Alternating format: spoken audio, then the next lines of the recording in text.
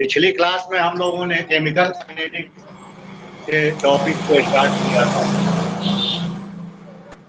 और ये देखा था कि किसी केमिकल रिएक्शन में किसी रासायनिक अभिक्रिया में हम लोग कैसे निकाल सकते हैं। आप लोग अपनी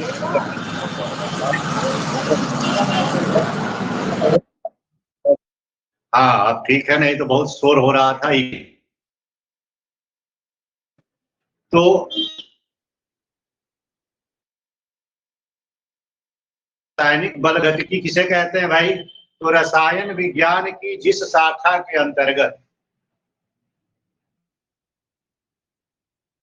रासायनिक अभिक्रिया के दर का अध्ययन करते हैं उसे रासायनिक बल गतिकी के नाम से जाना जाता है। कौशलेंद्र जी अपना वीडियो ऑन कर लीजिए। रसायन विज्ञान की जिस शाखा के अंतर्गत रासायनिक अभिक्रिया के वेग या रासायनिक अभिक्रिया की दर का अध्ययन किया जाता है उसको हम लोग रासायनिक बल के नाम से जानते हैं। अब रासायनिक अभिक्रिया के वेग से क्या मतलब है? रासायनिक अभिक्रिया का वेग कैसे निकालेंगे, उसकी दर किसे कहते हैं? तो हम देखते हैं कि जब भी कोई रासायनिक अभिक्रिया होती है तो रासायनिक अभिक्रिया में भाग लेने वाले कुछ पदार्थ होते हैं जिनको अभिकारक या रिएक्टेंट के नाम से जाना जाता है। और अभिक्रिया जब प्रारंभ होती है तो कुछ न कुछ प्रोडक्ट बनना शुरू होता है, कोई न कोई उत्पाद प्राप्त होना शुरू होता है। जैसे जैसे अभिक्रिया आगे बढ़ती है, प्रोसेस कंप्लीट होने लगता है, तो अभिकारक की सांद्रता में कमी आती जाती है और उत्पाद की सांद्रता जो है वो बढ़ती जाती है। अब किसी भी रासायनिक अभिक्रिया में अभिकारक की सांद्रता में कमी हो या उत्पाद की सांद्रता में वृद्धि हो, दोनों के सांद्रता में परिवर्तन जरूर होता है और इसी परिवर्तन की दर को हम लोग अभिक्रिया की दर या अभिक्रिया के वेग के नाम से जानते हैं। मतलब प्रति एकांक समय में किसी भी अभिकारक के सांद्रता में हुआ परिवर्तन या प्रति एकांक समय में किसी भी उत्पाद की सांद्रता में हुए परिवर्तन को क्या कहते हैं? अभिक्रिया का वेग या अभिक्रिया का दर।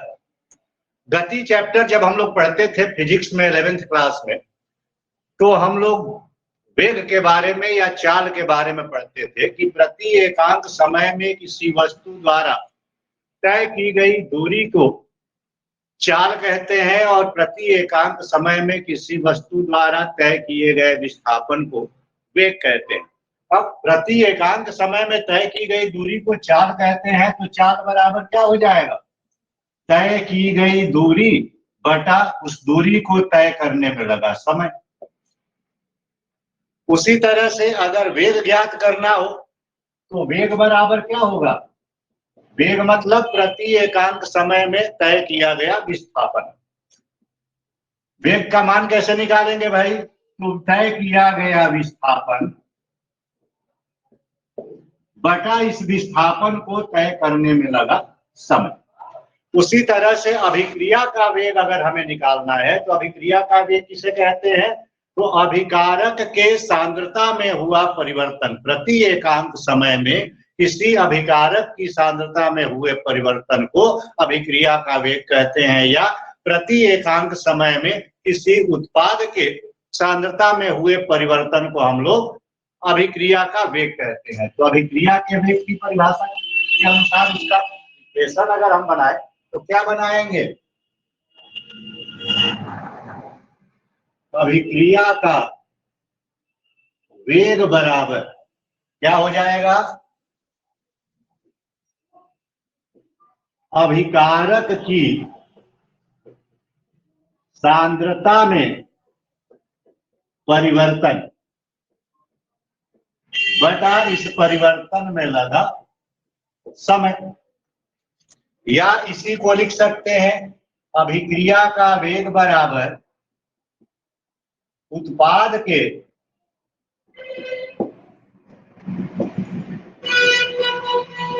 सांद्रता में परिवर्तन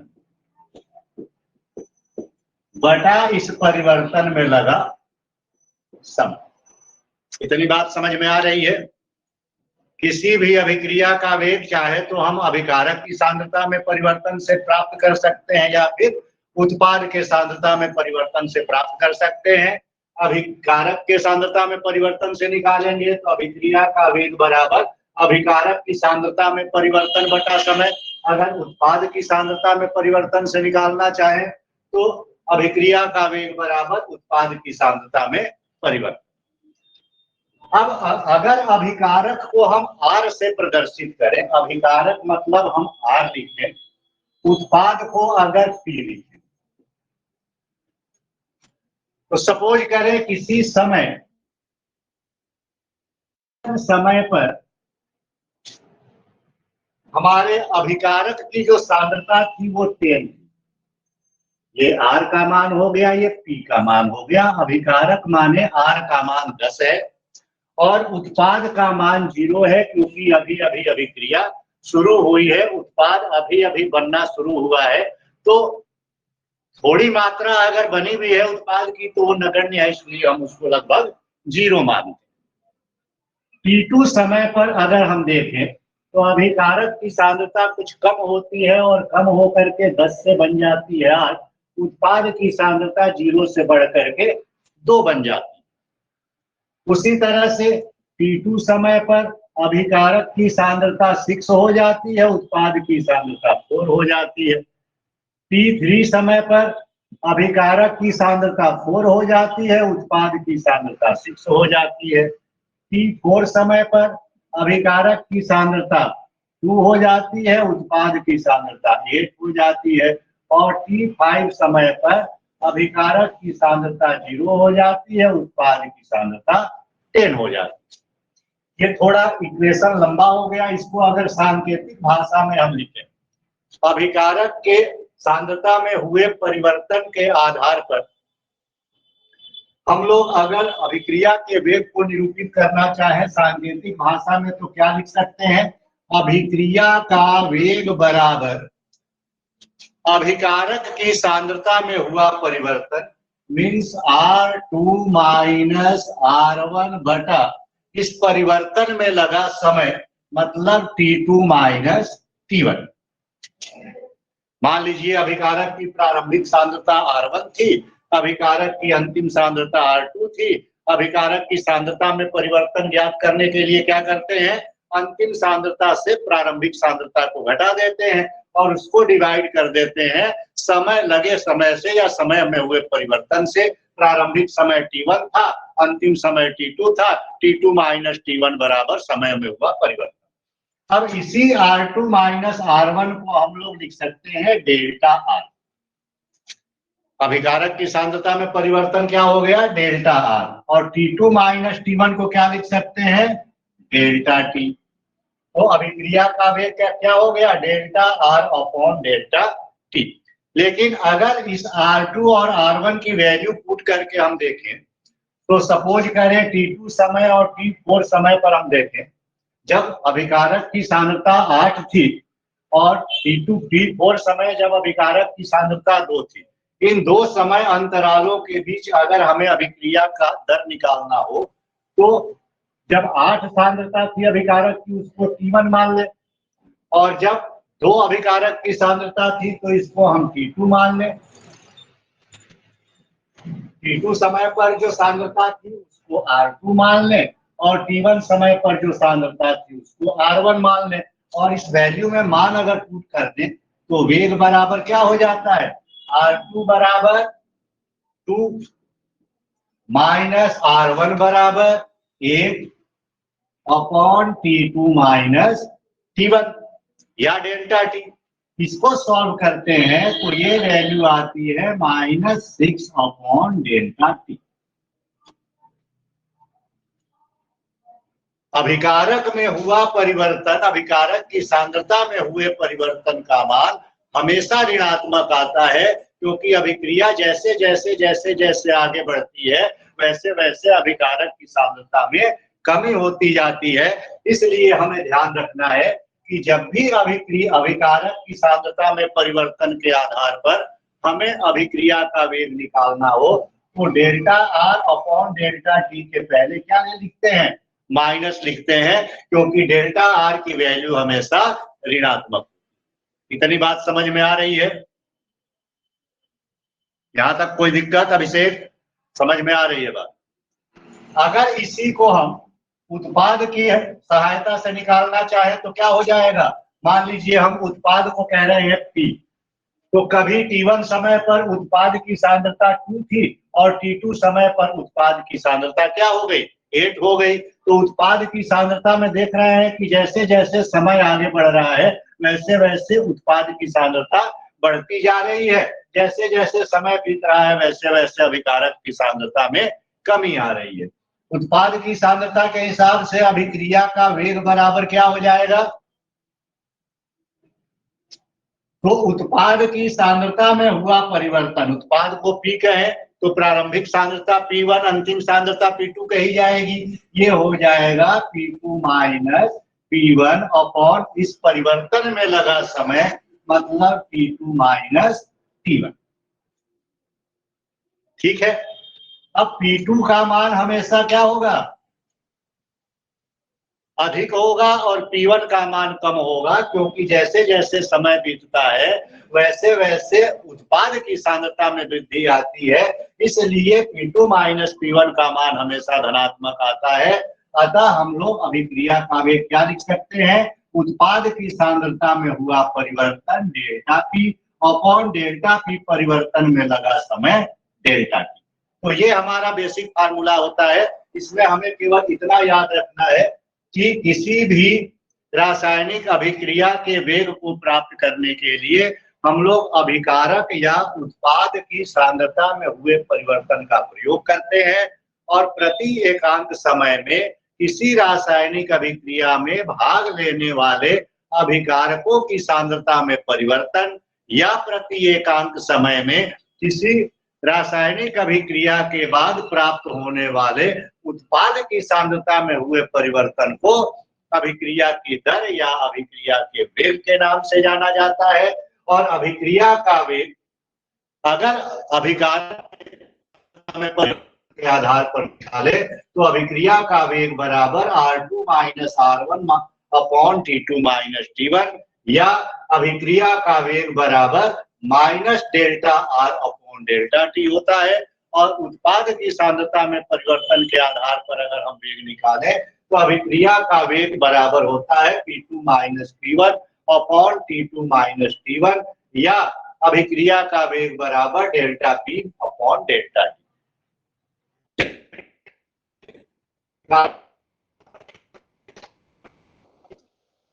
आएगी। और जब उत्पाद के दृष्टिकोण से निकालेंगे, उत्पाद के सांद्रता में परिवर्तन के आधार पर निकालेंगे तो इसकी वैल्यू धनात्मक आएगी। इसका मुख्य कारण यह है कि समय बीतने के साथ साथ अभिकारक की सांद्रता में कमी आती है, उत्पाद की सांद्रता में वृद्धि होती है। ये तो बेसिक कंसेप्ट हो गया। अब इसको हमने थोड़ा सा आप नोट करना चाहें तो नोट कर ले, पिछली क्लास में किया था शायद, फिर से नोट कर ले या अगर क्लियर दिख रहा हो तो स्क्रीनशॉट भी ले ले तो बाद में नोट कर लेंगे।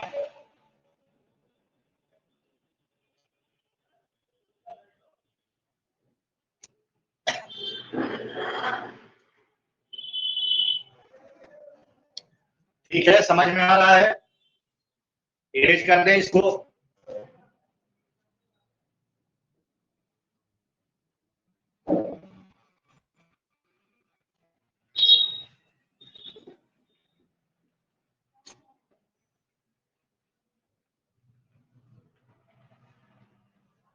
अब हम अगर अभिक्रिया के वेग को ग्राफ के दृष्टिकोण से देखना चाहें तो ग्राफ बना सकते हैं। ग्राफ में हमें पता है ये y एक्सिस हो गया, ये x एक्सिस हो गया। अभिकारक के सांद्रता में हुए परिवर्तन के आधार पर अगर निकालना चाहे तो x अक्ष पर ये ओरिजिन हो गया, x अक्ष पर समय को रखते हैं और y अक्ष पर क्या रखते हैं, अभिकारक की सांद्रता। क्योंकि हम ये देखना चाहते हैं इस ग्राफ से समय के साथ साथ अभिकारक की सांद्रता में किस प्रकार का परिवर्तन होता है। जब अभिक्रिया शुरू होने को होती है उस समय अभिकारक की सांद्रता अधिकतम होती है, सबसे ज्यादा होती है। जैसे जैसे समय बीतता जाता है अभिकारक की सांद्रता जो है वो कम होती जाती है और इसका ग्राफ इस तरह से प्राप्त होता है। ठीक है, किसी एक समय t1 पर, मान लीजिए t1 समय पर अभिकारक की सांद्रता R1 ये थी और किसी t2 समय पर, ये t1 समय हो गया और यहाँ हो गया t2 समय, t2 समय पर इस अभिकारक की सांद्रता R2। तो R2 माइनस R1 ये क्या हो जाएगा, यहां से यहां तक की जो दूरी है इसको हम कहेंगे डेल्टा R, और ये T2 माइनस T1 को क्या कहेंगे, यहां से यहां तक डेल्टा T। बात समझ में आ रही है। और फार्मूला फिर वही यूज करेंगे क्या, कि अभिक्रिया का वेग बराबर अभिकारक की सांद्रता में परिवर्तन means R2 minus R1, R2 minus T1, या अभिक्रिया का वेग बराबर, अब R2 की वैल्यू देखिए यहाँ कम दिख रही है और R1 की वैल्यू ज्यादा है, तो कम वैल्यू में से ज्यादा वैल्यू को जब माइनस करेंगे तो आएगी निगेटिव, तो ये हो जाएगा minus delta R upon delta T। परिवर्तन का ग्राफ खींचा जाए तो ये y एक्सिस हो गया, ये x एक्सिस हो गया, x axis y axis, x axis पर हम समय को रखते हैं, y एक्सिस पर उत्पाद की सांद्रता को रखते हैं। मतलब हम अब ये देखना चाहते हैं कि जैसे जैसे समय आगे बढ़ रहा है समय के साथ उत्पाद की सांद्रता में किस प्रकार का हो रहा है। तो जैसे ही अभी क्रिया शुरू होती है, अभी उत्पाद बनना अभी शुरू हुआ, तो उत्पाद की सांद्रता बहुत कम होती है, लगभग 0 के आसपास, और जैसे जैसे समय बढ़ता है वैसे वैसे वैसे वैसे उत्पाद की सांद्रता बढ़ती जाती है। कहीं भी दो समय हम निश्चित समय ले लेते हैं, एक समय T1 मान लीजिए ये हो गया, एक समय T2 मान लिया ये हो गया। T1 समय पर उत्पाद की सांद्रता और T2 समय पर उत्पाद की सांद्रता देखिए ये है, इसको लिख देंगे P2, और P2 माइनस P1, P2 की वैल्यू यहाँ देखिए ज्यादा है, P1 की वैल्यू कम है। P2 माइनस P1 जो डिस्टेंस है यहाँ से यहाँ तक का, इसको लिख देंगे डेल्टा P, और T2 माइनस T1 की इसको क्या लिखेंगे, डेल्टा T। चाहे तो T2 माइनस T1 लिखिए या फिर डेल्टा T लिखिए, बात एक ही है। इसके आधार पर अगर हम उत्पाद के सांद्रता में परिवर्तन के आधार पर वेग को लिखें तो वेग बराबर क्या हो जाएगा, P2 minus P1 upon T2, या इसकी वैल्यू पुट कर दें तो वेग बराबर क्या हो जाएगा, वेग बराबर, और चूंकि P2 ज्यादा है और P1 कम है तो वैल्यू क्या आएगी, तो इसलिए इसकी वैल्यू प्लस में आएगी, delta P upon delta T। बात आ रही है समझ में, यहाँ तक किसी को कोई समस्या नोट करते जाइए, जो टॉपिक नोट करने लायक आपको लगे उसको नोट करते हैं। अब एक चीज यहाँ आपको पूछना चाहिए था, सवाल उठता है कि जब अभिक्रिया प्रारंभ होती है तो अगर अभिकारक के हिसाब से देखा जाए तो यहाँ देखिए तो स्लोप बहुत ज्यादा है, सांद्रता कम हो रही है, और अभिकारक की सांद्रता अगर कम हो रही है तो शुरुआत में इसका स्लोप ज्यादा है, मतलब कम समय में अधिक सांद्रता में परिवर्तन हो रहा है, मतलब अभिक्रिया का वेग बहुत ज्यादा है। और जैसे जैसे समय बढ़ता जा रहा है, ये ग्राफ बिल्कुल सीधा नहीं आ रहा है, इसकी वक्र में, इसके कर्व में अंतर आ रहा है, कर्व कम होता जा रहा है, इंक्लाइंडनेस इसका कम होता जा रहा है, इसकी ढाल कम होती जा रही है, और ढाल जब कम होती जा रही है तो इसका सीधा मतलब क्या है कि अभिक्रिया की दर जो है वो समय के साथ साथ कम होती जा रही है। ग्राफ इस तरह से दिखाया जाता, इस तरह से। तो इसका मतलब क्या है, कहीं भी देखिए तो ये एंगल जो है ये आपको इक्वल दिखाई पड़ेगा। ये इंक्लाइन एंगल बताता है कि इंक्लाइंडनेस कैसा है, मतलब हर एक समय में वेग उसका किस प्रकार से परिवर्तन हो रहा है कि नहीं हो रहा है। अगर कोण का मान बराबर है हर जगह, इसका मतलब किसी भी समय अंतराल पर अभिक्रिया का वेग एक समय हो रहा है। लेकिन यहाँ हम देखें अगर, तो यहाँ पर देखिए ये एंगल कुछ और होगा, यहाँ ये एंगल कुछ और होगा, ये कुछ और होगा, ये कुछ और होगा। जैसे जैसे समय बीतता है हम नीचे की ओर आते हैं, वैसे वैसे का मान कम होता जाता है। और जब कोण का मान कम होता है तो क्या होता है, अभिक्रिया का वेग परिवर्तन समान समय में वेग परिवर्तन कम होता जाता है। याद होगा आप लोगों को 11th क्लास में फिजिक्स में हम लोगों ने ग्राफिकल विधि से मोशन के इक्वेशन ड्राइव किए थे, v is equal to U plus A T, या s is equal to U T plus 1/2 A T square, या v square is equal to U square plus 2s। तो उसमें एक चीज हमने देखा था कि किसी वस्तु के वेग समय ग्राफ की जो ढाल होती है, वो ढाल वस्तु में उत्पन्न त्वरण का मान बताती है। मतलब ढाल जितनी ज्यादा होगी त्वरण उतना ज्यादा होगा, मतलब प्रति एकांक समय में वेग परिवर्तन उतना ज्यादा होगा। और ढाल जितनी कम होगी प्रति एकांक समय में वेग परिवर्तन उतना ही कम होगा। ठीक उसी तरह जहां कोण ज्यादा एंगल का बन रहा है, ऊपर कोण ज्यादा है नीचे कोण कम है, तो ढाल जैसे जैसे कम होता जा रहा है वैसे वैसे अभिक्रिया जो है वो धीरे, उसका वेग जो है वो कम होता जाता है। यहाँ भी अगर देखें तो शुरू में देखिए इसकी इंक्लाइंडनेस ज्यादा है, लेकिन जैसे जैसे समय बीतता है ये हॉरिजॉन्टल डायरेक्शन में मूव करता है, मतलब इसका वेग जो है वो उत्पाद बनने का जो दर है वो कम होता जाता है। यहाँ अभिकारक के समाप्त होने का दर जो है वो कम हो जाता है। पहले जब स्टार्ट होता है तब तो जैसे हम लोग जब दौड़ना शुरू करते हैं तो पहले पूरी एनर्जी रहती है तो बहुत फास्ट दौड़ते हैं, और 10 मिनट दौड़ जाने के बाद फिर अब जब हिम्मत जवाब देने लगती है तब क्या करते हैं, थोड़ी हो जाती है, पसीना भी पोंछते हैं, थोड़ा पानी कहीं ढूंढते हैं, कुछ मिल जाता है तो पानी पी लेते हैं। क्यों अभिषेक, ठीक कह रहे हैं? तो उसी तरह से जब अभिक्रिया शुरू होती है उस समय अभिकारक की सांद्रता बहुत ज्यादा होती है, और अभिकारक की सांद्रता जब ज्यादा होगी तो अभिक्रिया अधिक वेग से होगा, और अभिकारक की सांद्रता जब जैसे जैसे कम होती जाएगी अभिक्रिया का वेग जो है वो मंद होता जाएगा। है उन पर हम लोग धीरे धीरे चर्चा करेंगे। लेकिन यहाँ एक चीज दिखाई पड़ रहा है कि सांद्रता जैसे जैसे जैसे कारक की कम हो रही है वैसे वैसे अभिक्रिया का वेग जो है वो कम हो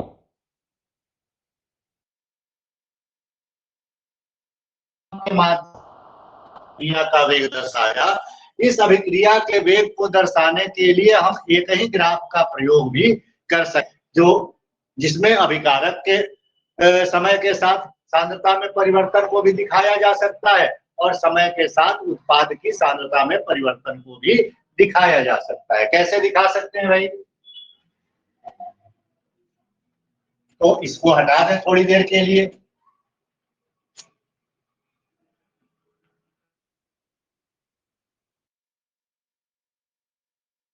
हो गया, इस पर अभिकारक का उत्पाद की सांद्रता को लिखेंगे, और ये हमारा एक्स एक्सिस हो गया, और हम समय को देखेंगे। ये अभिकारक सांद्रता का मतलब ये सांद्रता अभिकारक का भी हो सकता है और उत्पाद का भी हो सकता है। हमें पता है कि जब अभिक्रिया अभी अभी शुरू होगी तो अभिकारक की सांद्रता अधिकतम होगी, उत्पाद की सांद्रता कम से कम होगी।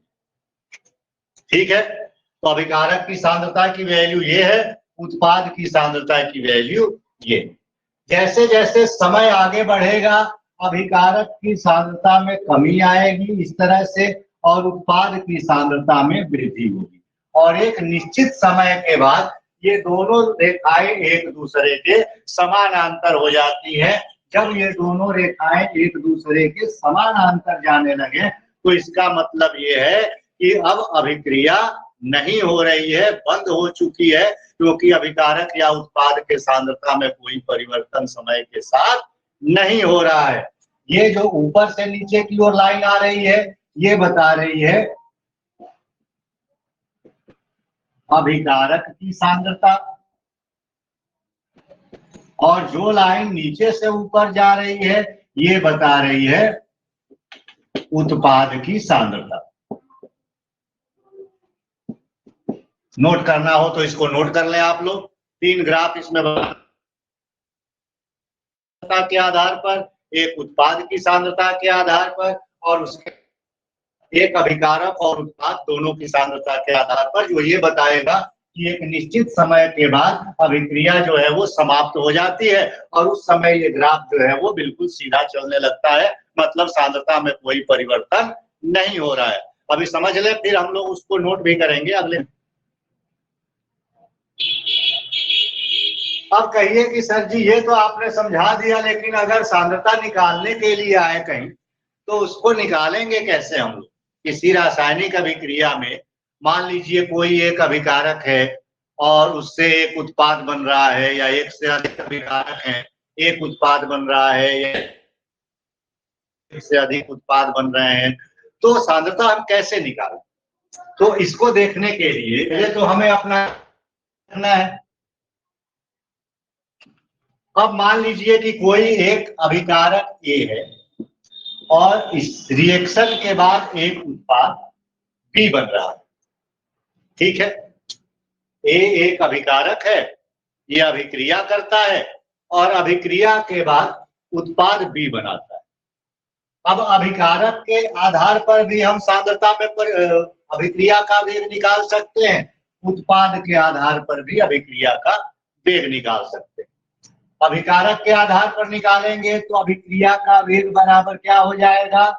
हमारे अभिकारक की सांद्रता कितना है? ए, तो प्रारंभिक सांद्रता को A1 मान लेंगे, अंतिम सांद्रता को A2 में मान लेंगे, और सांद्रता में हुआ परिवर्तन हो जाएगा डेल्टा, मीन्स ये हो जाएगा delta A upon delta T, अगर टी समय के लिए अभिक्रिया हो रही है तो।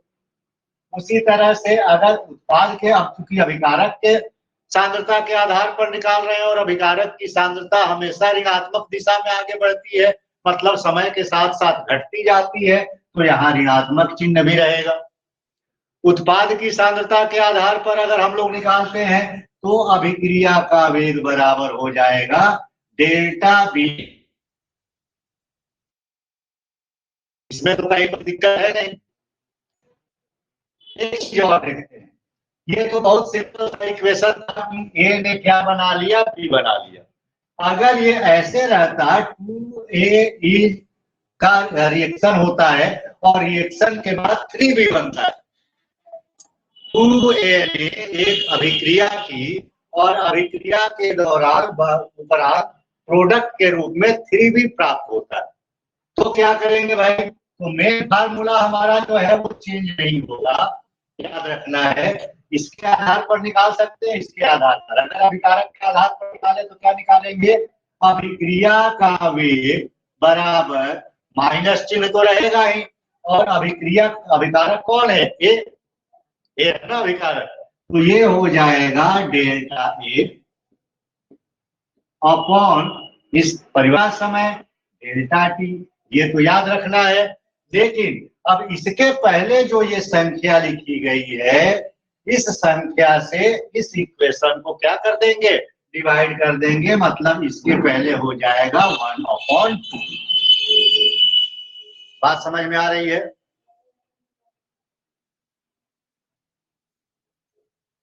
ये बात समझ में आ गई आप लोगों को? कोई भी अभिकारक या उत्पाद का जो तत्व या यौगिक होगा, उसके अणुओं की संख्या यहाँ जो लिखी हुई है, उससे इसको हम लोग क्या करते हैं? ठीक है, सर।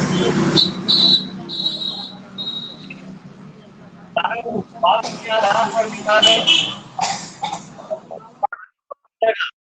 अभिक्रिया का वेग निकालने के लिए उत्पाद से इसकी वैल्यू निगेटिव नहीं होगी, और delta B upon delta T तो रहेगा ही। Delta B upon delta T, क्योंकि ये तो हमारा मेन फार्मूला है अभी उत्पाद में लगा समय। अब बी के पहले 3 है, मतलब 2 ए ने अभिक्रिया करके 3 बी बनाया, तो इस 3 से क्या करेंगे, यहाँ डिवाइड कर देंगे 1/3। ठीक है, तो इसको क्या लिख सकते हैं, अभिक्रिया का वेग बराबर, ये भी हो सकता है, means minus delta A upon delta T, और डेल्टा टी के पहले क्या हो जाएगा 2, minus delta upon 2 delta T बराबर, ये क्या हो जाएगा, delta B upon 3 delta T, 3 into delta T. दोनों एक दूसरे के बराबर है, दोनों में कोई परिवर्तन नहीं है, आप इसके भी वेग निकाल सकते हैं, ये दोनों एक बराबर। अब ऋणात्मक चिन्ह क्या बताता है भाई, तो ऋणात्मक चिन्ह ये बताता है कि अभिक्रिया की जो दर है क्रमशः घटती जा रही है समय के साथ, और मतलब परिवर्तन जो अभिकारक की सांद्रता में होता है वो घटते हुए क्रम है कि उत्पाद की सांद्रता में परिवर्तन बढ़ते हुए क्रम में हो रहा है, आरोही क्रम और अवरोही क्रम में हो रहा है। एक दूसरा एग्जांपल, सपोज करें कि कोई ए अभिकारक है जिसने रिएक्शन किया और बी प्लस सी उत्पाद बनाया। अभी क्या था, केवल एक अभिकारक था और एक उत्पाद था, लेकिन अब अभिकारक एक है, उत्पाद 2 है। ए ने अभिक्रिया करके बी प्लस सी बनाया।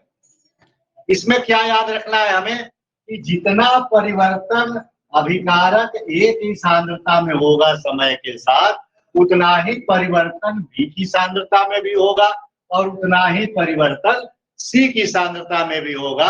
मतलब आप ए के सांद्रता में परिवर्तन से भी वेग निकाल सकते हैं, बी की सांद्रता में परिवर्तन से भी वेग निकाल सकते हैं, और सी के सांद्रता में परिवर्तन से भी वेग निकाल सकते हैं। यहाँ पे ये ध्यान देना है कि अगर वेग निकालना हो तो आपको प्लस चिन्ह नहीं देना है, क्या करना, केवल बी के सांद्रता में परिवर्तन से निकालिए या फिर केवल सी की सांद्रता में परिवर्तन से निकालिए। तो यहाँ पे कैसे लिखेंगे, अभिक्रिया का वेग बराबर delta A upon delta T, और यही माइनस रख है तो माइनस तो रहेगा ही, जब भी अभिकारक से निकालेंगे माइनस रहेगा, बराबर क्या हो जाएगा, बी से निकालेंगे तो delta B upon delta T, और अगर सी से निकालेंगे तो ये बराबर हो जाएगा delta C upon delta T. यहाँ पे प्लस नहीं देना है, ये याद रखना है, कभी भी गलती से delta B upon delta T plus delta C upon delta T नहीं करना है, क्योंकि जिस अनुपात में इसमें परिवर्तन होगा उसी दर से इसमें परिवर्तन होगा, उसी दर से इसमें परिवर्तन होगा। हमें तो दर निकालना है भाई, चाहे यहां से निकाल लो, चाहे यहां से निकाल लो, चाहे यहां से निकाल लो। अब इसी रिएक्शन को थोड़ा और चेंज करके अगर देखें कि मान लीजिए 4A ने अभिक्रिया किया और बना दिया 2B प्लस 3C,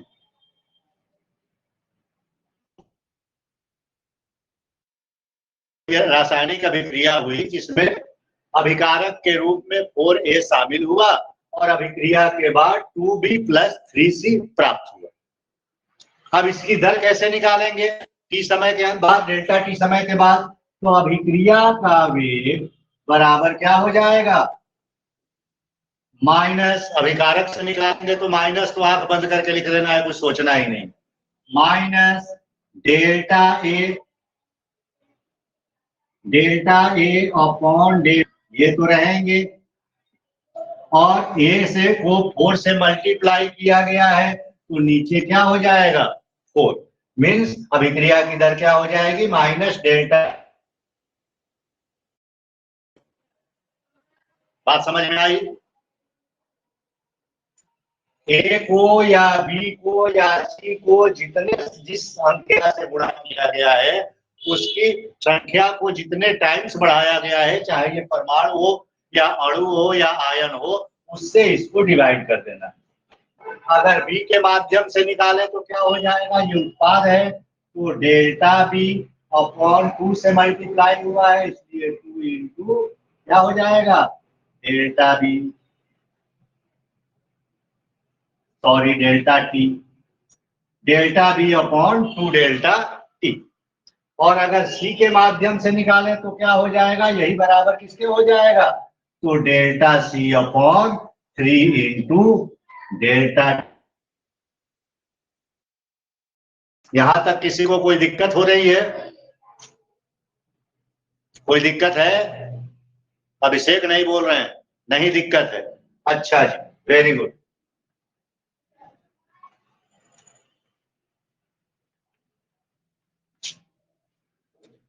अब कहा जाए कि Na+Cl2 ने रिएक्शन किया और 2NaC, सोडियम ने क्लोरीन के साथ रिएक्शन करके सोडियम क्लोराइड का 2 अणु दिया। इस अभिक्रिया की दर निकालनी है, समय तो बाद में लिखेंगे जब न्यूमेरिकल्स लगाएंगे।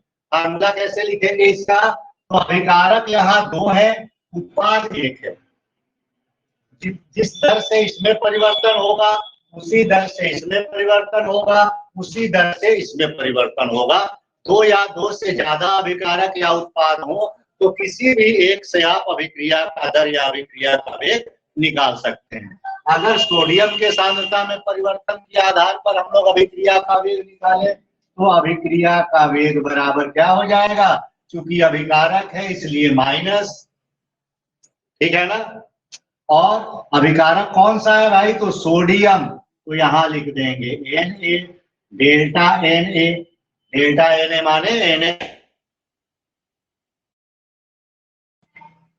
अपॉन डेल्टा टी, टी समय मान लीजिए T2 T1 से कब अभिक्रिया होती है तो डेल्टा टी। अगर हम Cl2 की सहायता से निकालें तो क्या लिखेंगे, यहाँ पर ये भी अभिकारक है तो ये अभिकारक है तो इसमें भी माइनस रहेगा, माइनस Cl2, Cl2 कौन सा, परिवर्तन सांद्रता में, इसलिए minus delta Cl2 upon delta T. दोनों एक दूसरे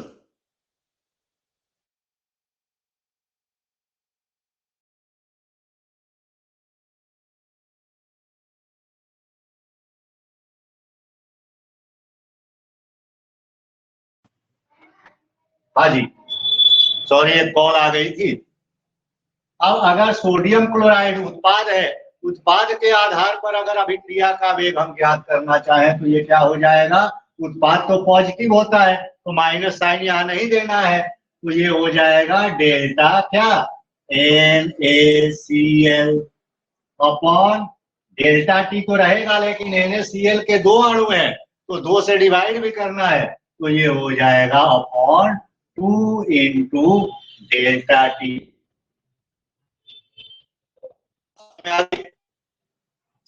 ये इसके बराबर है, ये इसके बराबर है, ये इसके बराबर है, ये सब एक दूसरे के इक्वल हैं। हम किसी का योग करके अभिक्रिया का वेग इजीली फाइंड आउट कर सकते हैं, निकाल सकते हैं।